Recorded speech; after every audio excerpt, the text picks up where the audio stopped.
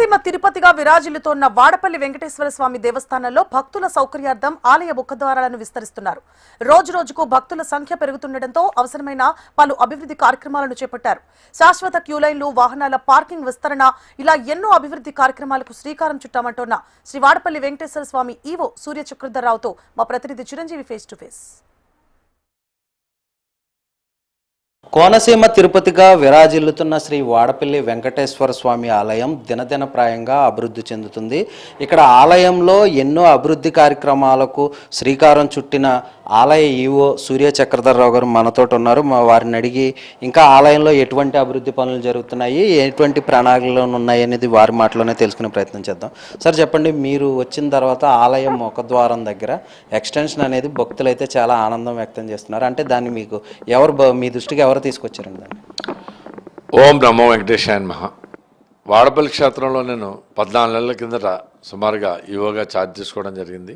నేను వచ్చే టైంకి 9 గంటల వరకు మరి భక్తులకి దర్శన సమయం పట్టడం, చాలామందికి దర్శనం లేక చాలా అసంతృప్తిగా ఉండటం వల్ల నేను ఇదివరకు అంతర్వేదిలో కూడా 2019లో అక్కడ గుమ్మాన్ని కూడా వెడల్పు చేసాం. నా ఆలోచనలతోటే ఇది ఇప్పుడు 5 లైన్లు అక్కడ 3-1గా ద్వారం ఉండేది. 5 లైన్లు 2 లైన్లుగా మెర్జ్ చేసి వెళ్ళటం వల్ల చాలా ఇబ్బంది పడేవారు భక్తులు. ఇప్పుడు 9-11 ద్వారాలు వెడల్పు చేసి 5 లైన్లు కూడా ఫ్రీగా పంపించడం వల్ల ఇప్పుడు త్వరితగతినాయి. ఇప్పుడు ఆశీర్వచనం ఉందంటే అది 20 నిమిషాలు, మిగతావి ఉన్నావంటే 200 రూపాయలు ఉన్నాయంటే గంటన్నర, 50 రూపాయలు గంట, అలాగే 45 నిమిషాల్లో ఉచిత దర్శనం కూడా అవుతుంది. ఉచిత దర్శనం కూడా 2 లైన్లు ఏర్పాటు చేయడం జరిగింది. అలాగే 7 వారాలు 7 ప్రదక్షిణలు 7 జన్మల పుణ్యఫలం అనే శ్లోకంతో ఇక్కడ ప్రదక్షిణలు అవి చేస్తూ ఉంటారు భక్తులు.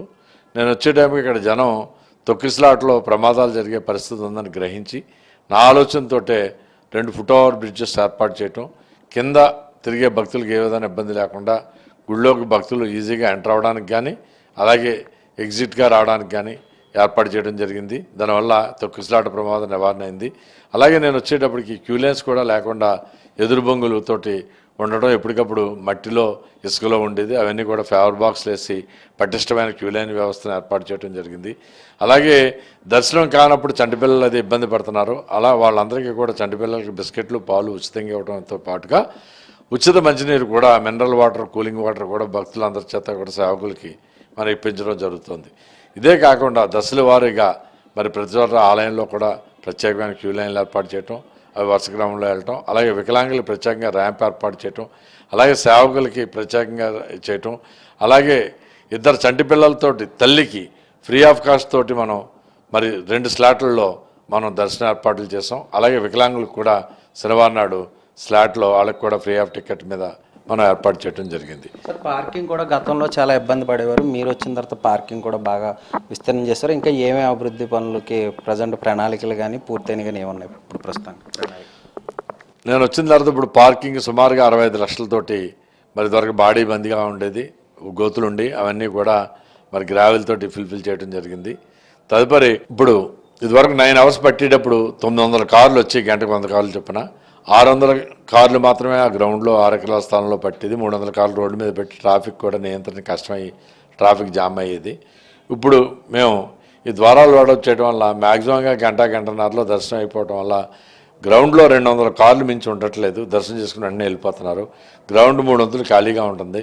దీనివల్ల పార్కింగ్ సమస్య కూడా తీరిపోవడం జరిగింది. అలాగే మరి గౌరవ శాసనసభ్యులు బండారు సత్యేంద్ర గారి యొక్క ప్రోద్బలంతో, వారి యొక్క సూచనలు సలహాలతోటి వారి గవర్నమెంట్ మీద పోరాడు కూడా మరి స్వచ్ఛాంధ్ర కార్పొరేషన్ నుంచి మరి మనకి 38 యూనిట్లు మరి బాత్రూములు రావడం జరిగింది. దానికి అదనంగా దేవాదాయ ధర్మాదాయ పక్షాన వెంకటేశ్వర దేవస్థానం వారు కూడా ఇంకో 38 యూనిట్లు చేయటం, అవి కాకుండా దేవస్థానం సొంత నిధులతోటి 40 మరి బాత్రూంలు అవి కూడా కన్స్ట్రక్షన్ చేయటం వల్ల ఈ రోజున ప్రశాంతంగా భక్తులందరూ కూడా స్నానం చేయడానికి కానీ కాలకృత్యాలు తెచ్చుకోవడం కానీ ఏ రకమైన ఇబ్బంది లేకుండా అవన్నీ కూడా ఏర్పాటు చేయడం జరిగింది.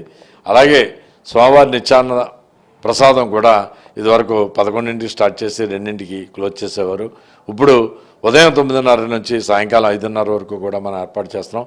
తదుపరి మళ్ళా 4 కాడ నుంచి 7:30 దాకా కూడా ఉచిత పులిహార ప్రసాదం పెట్టి మళ్ళీ 7:30 నుంచి రాత్రి 11 వరకు కూడా సాయంకాలం కూడా మనం వచ్చిన భక్తులందరికీ కూడా మరి అన్నప్రసాదం ఏర్పాటు చేయడం జరగటం వల్ల భక్తులందరూ కూడా చాలా సంతృప్తి చెందడం జరుగుతుంది. అయితే ఇక్కడ కోనసీమ తిరుపతిగా విరాజిల్లుతున్న ఈ వాడపల్లి వెంకటేశ్వర స్వామి ఆలయంలో 7 వారాల ఎంకన్న దర్శనం 7 జన్మల పుణ్యఫలం అనే ఒక నానుడితోటి ఇక్కడ మన ఉభయ గోదావరి జిల్లా నుంచే కాకుండా ఇతర రాష్ట్రాల నుంచి కూడా భక్తులు చాలామంది స్వామివారిని దర్శించుకుని స్వామివారి యొక్క అనుగ్రహం అయితే పొందుతున్నారని కూడా చెప్తున్నారు. ఆలయం అయితే దినదినప్రాయంగా అభివృద్ధి చెందుతూ కోనసీమ తిరుపతిగా విరాజిల్లుతుంది. వీడియో జర్నలిస్ట్ దుర్గాప్రసాద్తో చిరంజీవి, హెచ్ఎం టీవీ, వాడ.